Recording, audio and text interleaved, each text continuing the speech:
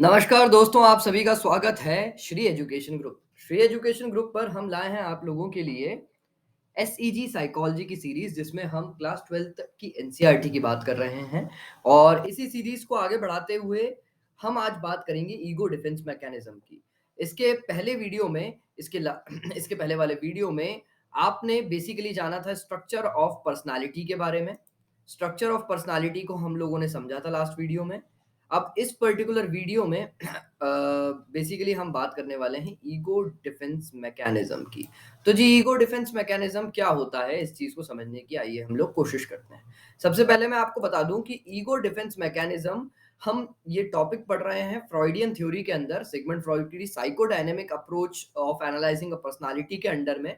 तो यह जो टॉपिक है यह भी फ्रॉइड के हिसाब से ही बताया जाएगा। बेसिकली फ्रॉइड ने ही इस टॉपिक को एक्सप्लेन किया था। ठीक है जी, तो इतनी बात समझ में आती है आपको कि यह पूरा ईगो डिफेंस मैकेनिज्म जो है यह फ्रॉइड के अकॉर्डिंग था।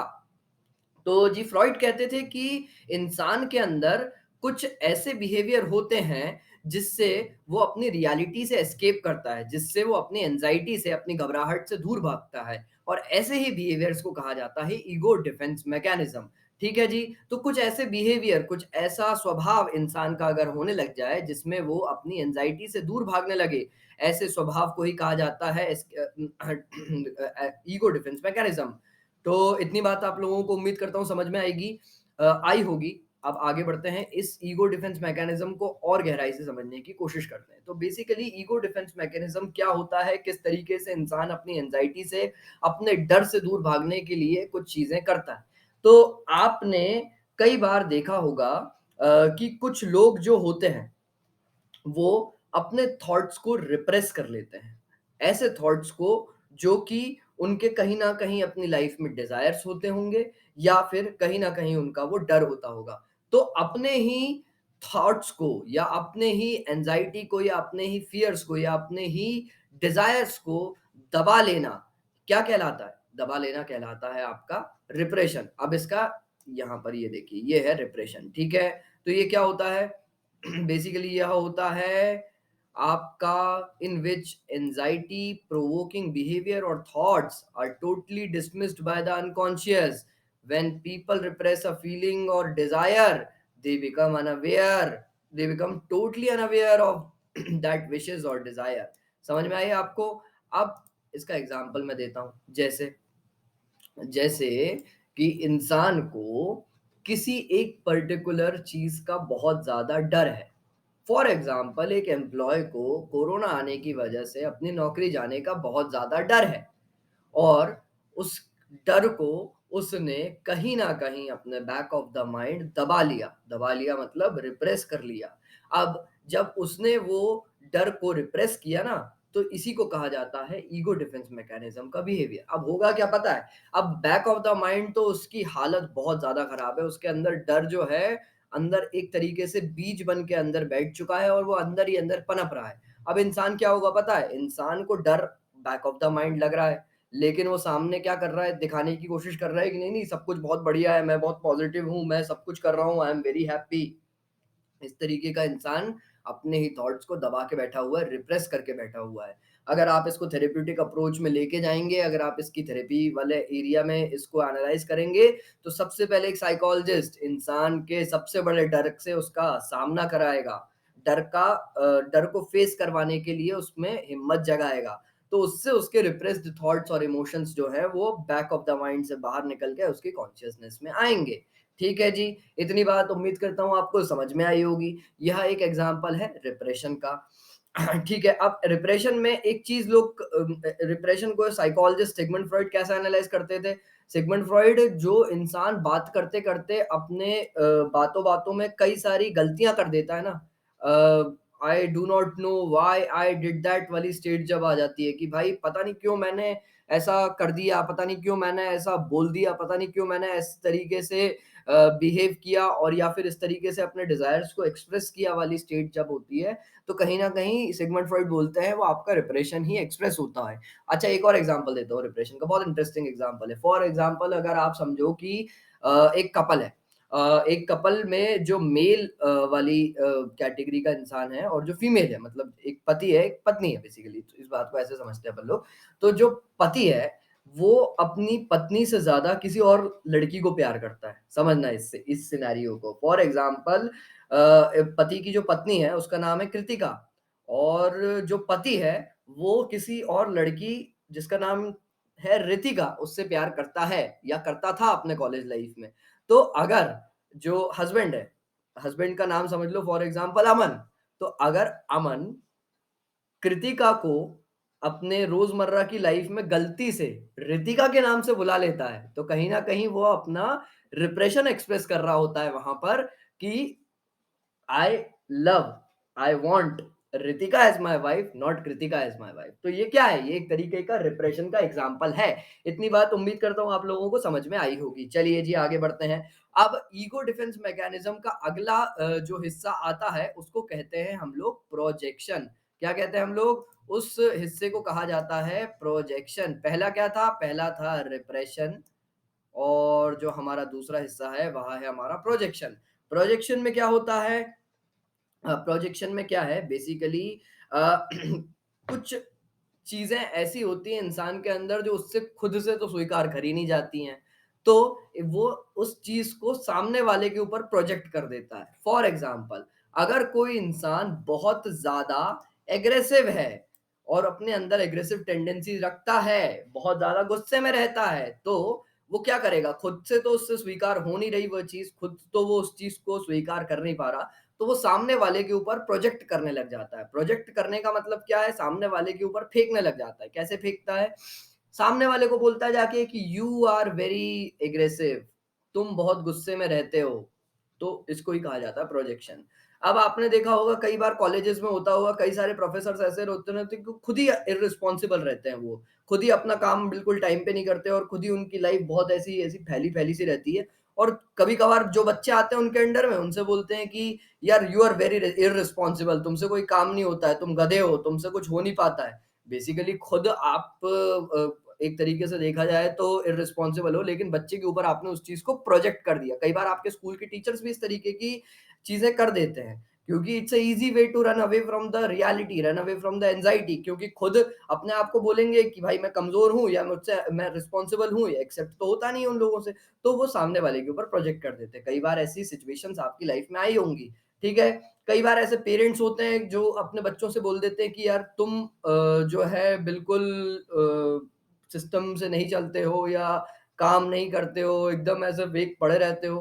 कायदे से देखा जाए तो कहीं न कहीं बैक ऑफ द माइंड उन्हीं के वो चीज़ एक्सेप्ट नहीं हो पा रही है कि वो खुद ही ऑफ़िस में जाके काम नहीं कर रहे हैं या खुद ही अपने घर पे कोई काम नहीं कर रहे हैं। तो वो वाली चीज़ का एंगल से प्रोजेक्शन को देखा जा सकता है, ठीक है? Thus a person has a strong aggressive tendency may see other people as acting in a aggressive way towards it, ठीक है? स्ट्रॉन्ग एग्रेसिव वे एग्रेशन का एग्जांपल यहाँ पर पर्टिकुलरली इस एनसीईआरटी की किताब में दिया हुआ है। तो आइए जी अगले चीज़ के ऊपर आते हैं, अगले ईगो डिफेंस मैकेनिज़्म के ऊपर आते हैं, उसको कहा जाता है denial.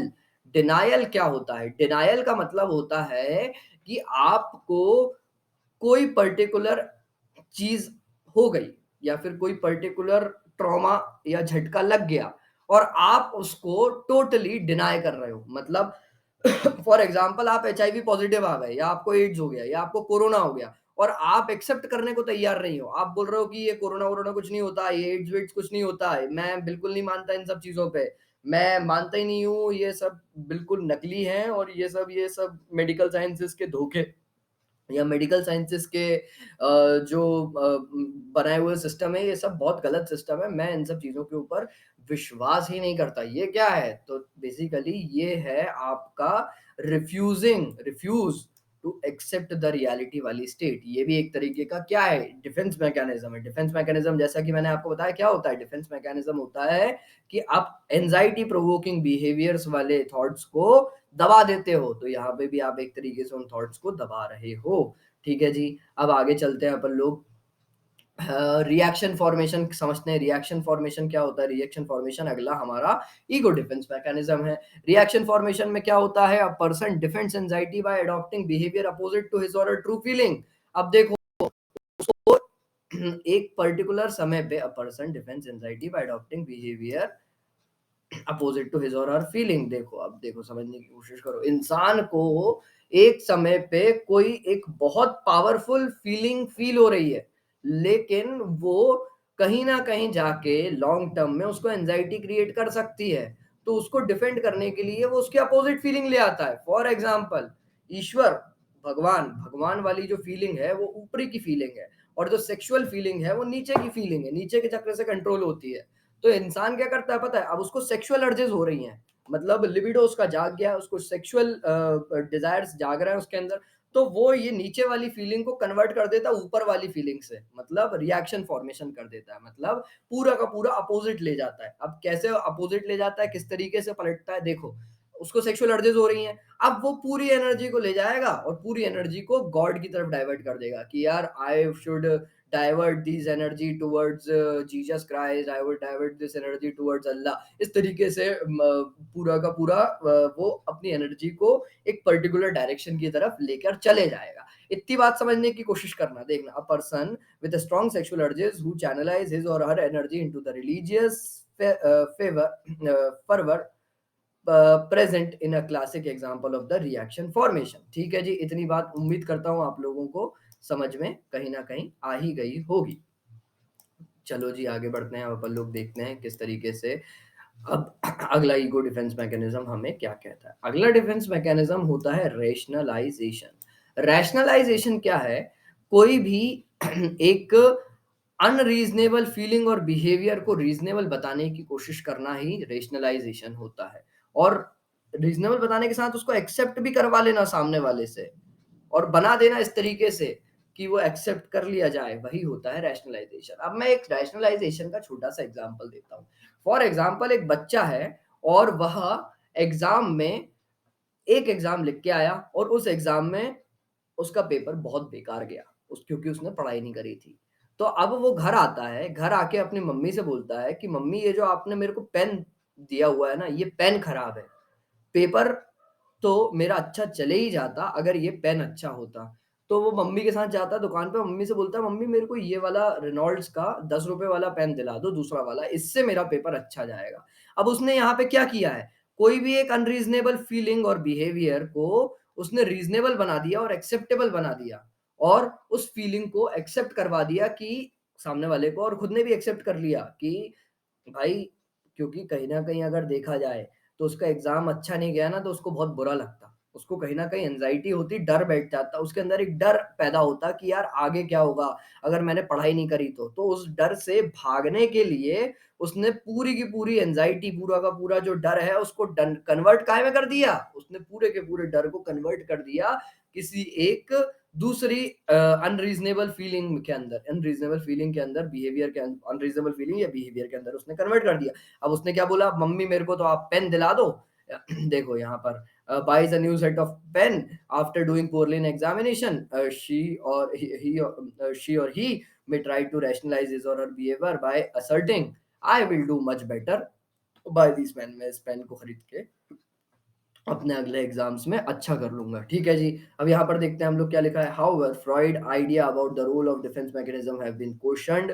For example, his claim that projection reduce anxiety and stress has not found support in several studies. अब फ्रॉइड बाबा तो कह के चले गए कि आप अब प्रोजेक्ट कर लोगे और या इस तरीके से अपने थॉट्स को अगर अपनी कॉन्शियसनेस में लेके आ जाओगे, तो आपके अंदर की एंजाइटी और आपके अंदर का स्ट्रेस एकदम पूरी तरीके से गायब हो सकता है। लेकिन सेवरल स्टडीज में ऐसा माना गया कि यह सच नहीं भी है। कई जगह पर यह सच हो भी सकता है कि पर्सनल केसेस में अपने अपने लेवल पे अपनी अपनी रियलिटी में यूज करी जा सकती हैं ये टेक्निक्स, ताकि इंसान अपने स्ट्रेस से दूर जा सके। और लेकिन सेवरल स्टडीज कहती है कि यह प्रूवन नहीं।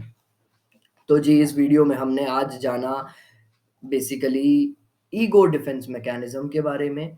ईगो डिफेंस मैकेनिज्म के अंदर हमने जाना डिफेंस मैकेनिज्म क्या होता है। डिफेंस मैकेनिज्म अपनी रियलिटी से एस्केप करने का एक तरीका होता है, कुछ ऐसे स्वभाव के जरिए जो कि आपको अपने एंजाइटी से दूर लेके जाए। फ्रॉइड के हिसाब से हम लोग इसमें कुछ डिफेंस मैकेनिज्म को देखते हैं। सबसे पहला था रिप्रेशन हमारा, दूसरा था हमारा प्रोजेक्शन, तीसरा था हमारा डिनायल, तीसरा था हमारा क्या? तीसरा था हमारा डिनायल, चौथा था हमारा रिएक्शन फॉर्मेशन, पाँचवा था हमारा रैशनलाइज़ेशन और इस तरीके से हमने कुछ डिफेंस मैकेनिज़्म को समझने की कोशिश करी। तो जी, आपको अगर ये वीडियो की सीरीज़ अच्छी लग रही हो तो please like, share and subscribe और अपने डाउट्स मेरे को प्लीज़ आप कमेंट्स में पूछें और जो भी आपको अच्छा लगे, ज़रूरतमंद लगे, उसको ये वीडियो शेयर करें, उस तक ये वीडियो ज़रूर पहुँचाएँ। So thank you so much. अब मैं आपका दोस्त, आपका होस्ट धनंजय पांडे फिर मिलेंगे अगले वीडियो में।